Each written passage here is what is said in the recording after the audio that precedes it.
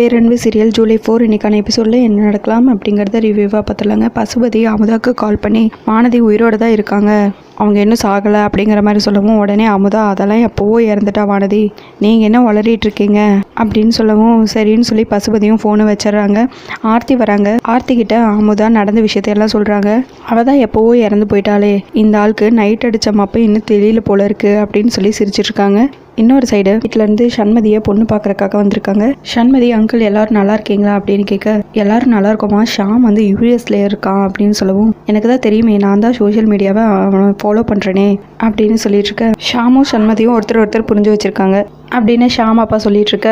சரி வந்து புடவையை மாற்றுவா அப்படிங்கிறாங்க சண்மதியோட அம்மா. வீட்டுக்குள்ளே இருக்கிறதுக்கு எதுக்காக புடவையை மாற்றணும் அப்படின்னு சொல்லி கேட்க, உனக்கும் ஷாமுக்கும் கல்யாணம் பண்ணி வைக்கிறதா முடிவு பண்ணியிருக்கோம் அப்படின்னு சொல்ல, எனக்கு இந்த கல்யாணம் வேண்டாம், நான் ஒருத்தர் விரும்புகிறேன் அப்படின்னு சண்மதி சொல்ல எல்லாரும் ஷாக் ஆகுறாங்க. சரின்னு ஷாம் ஃபேமிலியில் இருக்கிறவங்க எல்லாருமே, உங்கள் பொண்ணு விரும்பினவங்களை கல்யாணம் பண்ணி வைங்க, கட்டாயப்படுத்தி கல்யாணம் பண்ணி வைக்காதீங்க அப்படின்னு சொல்லிட்டு அங்கேருந்து கிளம்பிடுறாங்க.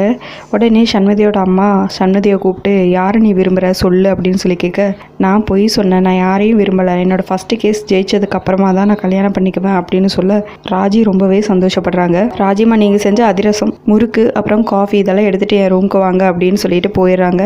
இப்படியே தள்ளி போட்டுட்டே போனால் எப்படி நீ கல்யாணம் பண்ணிக்குவ அப்படின்னு சண்மதியோட அப்பா அம்மா கேட்க, அதெல்லாம் நடக்க வேண்டிய நேரத்தில் கரெக்டாக நடக்கும் அப்படின்னு சொல்லிட்டு அங்கேருந்து கிளம்பிடுறாங்க.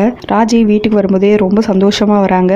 எல்லாரும் வந்து ஸ்வீட் எடுத்துக்கங்க அப்படின்னு கார்த்திக், வாசன், சுந்தரமூர்த்தி எல்லாரையும் கூப்பிடுறாங்க. என்ன விசேஷம், இவ்வளோ சந்தோஷமாக இருக்கீங்க அப்படின்னு சொல்லி கேட்க, முதல்ல ஸ்வீட் எடுத்துக்கோங்க அப்படின்னு சொல்கிறாங்க. சரி என்ன விஷயம்னு சொல்லுங்கன்னு சொல்லி கேட்க, 41 நாள் நான் விரதம் இருந்தால அதில் சண்மதி நம்ம வீட்டுக்கு மருமகளை வருவாளா வரமாட்டாளா அப்படின்னு சொல்லி பூ போட்டு கேட்கும்போது, கண்டிப்பாக வருவாங்கிற மாதிரி வந்துருந்துச்சு.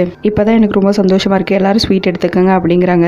எல்லாரும் ரொம்பவே சந்தோஷப்படுறாங்க. உடனே ராஜி வானதியோட ஃபோட்டோ கிட்ட போய் நின்று, நீ கண்டிப்பாக எங்கள் வீட்டுக்கு மருமகளாக வரணும் அப்படின்னு சொல்லி வேண்டிட்டு இருக்க. கார்த்திக்கும் பின்னாடியே நின்றுட்டு, ஆமாம் எங்களோட எல்லாரோட வேண்டுதலையும் நிறைவேற்றுவே அப்படிங்கிற மாதிரி அவரும் யோசிக்கிறாரு. அடுத்த நாள் காலையில் கார்த்திக் வானதி மாதிரி இருக்கக்கூடிய சண்மதியோட ஆஃபீஸ்க்கு போகிறாங்க. அங்கே அட்வொகேட்டை பார்க்கணும் அப்படின்னு சொல்லி கேட்க, சண்மதி கிட்ட, கண்மணி இந்த கேஸை மட்டும் நீ எப்படியாவது பிடிச்சிட்டேன்னா உன்னோட லட்சியத்தில் ஜெயிச்சிருவ, அதனால அவர்கிட்டயாவது எப்படி பேசி என்ன கேஸுன்னு தெரிஞ்சுக்கோ அப்படின்னு சொல்ல, சண்மதியும் அதே மாதிரி ஜூஸ் எடுத்துகிட்டு போய் கார்த்திக் கிட்ட கேட்குறாருங்க. டைவர்ஸ் கேஸா இல்லை ப்ராப்பர்ட்டி கேஸா அப்படின்னு சொல்லி கேட்க, கார்த்திக் ரெண்டுமே இல்லைன்னு சிரிக்கிறாங்க. கரெக்டாக அட்வொகேட் வந்துடுறாங்க. அவர் வந்து எல்லா உண்மையும் சொல்லிடுறாங்க. இவர் வந்து நம்ம வண்டிக்கு டிரைவராக ஜாயின் பண்ணியிருக்காங்க அப்படின்னு சொல்ல, நான் கிளைண்ட்டுன்னு நினச்சேன் சார் அப்படிங்கிறாங்க சண்மதி. உங்கள் அப்பா எவ்வளோ பெரிய வக்கீல், கிளைண்ட் யார், வேலைக்கு வந்தவங்க யாருன்னு கூட உனக்கு இன்னும் தெரியலையா அப்படின்னு சொல்லி திட்ட ஆரம்பிக்கிறாங்க.